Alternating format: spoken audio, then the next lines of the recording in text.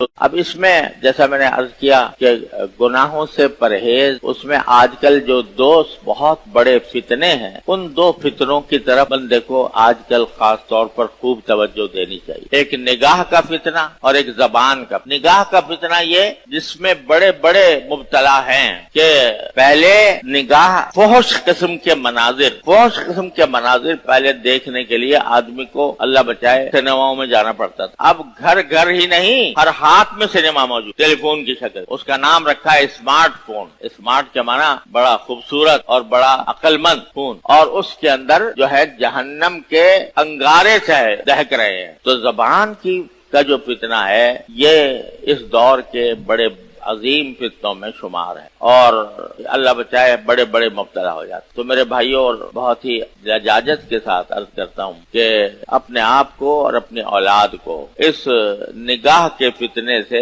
بچائیں، کیونکہ نگاہ کے بارے میں کہا گیا ہے کہ یہ ابلیس کا ایک تیر ہے، شیطان کا ایک تیر ہے، اور اس کے غلط استعمال کے نتیجے میں بندہ اللہ تعالیٰ سے دور ہوتا چلا جاتا ہے۔ جتنا غلط استعمال کرے گا اتنا ہی دور ہو۔ تو اللہ تعالیٰ تو کہہ رہے ہیں میں تمہارے قریب ہوں، اور ہم دور جا رہے ہیں گناہ کے کام کر کر۔ ایک تو اس کا نگاہوں کی حفاظت، اللہ تعالیٰ اپنی رحمت سے ہمیں اس کی توفیق عطا فرمائے۔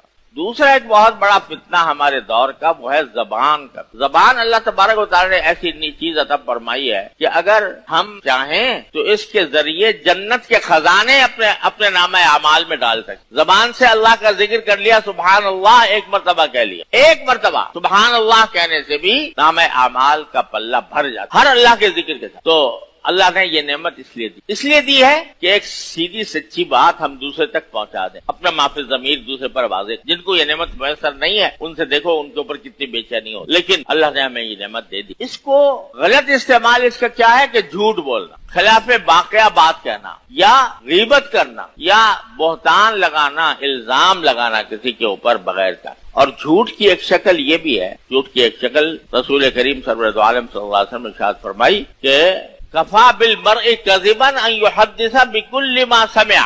انسان کے جھوٹ کے لیے یہ بات کافی ہے کہ وہ جو بات بھی اس کے کان میں پڑ جائے اس کو آگے چلتا کر دے بغیر تحقیق کیے۔ یہ بھی جھوٹ، یہ بھی گناہ ہے۔ افواہیں پھیلائی جاتی ہیں، ان افواہوں کو بغیر تحقیق کے آگے بڑھا دینا یہ بھی گناہ ہے، گناہ عظیم ہے۔ اللہ تعالیٰ ہماری بات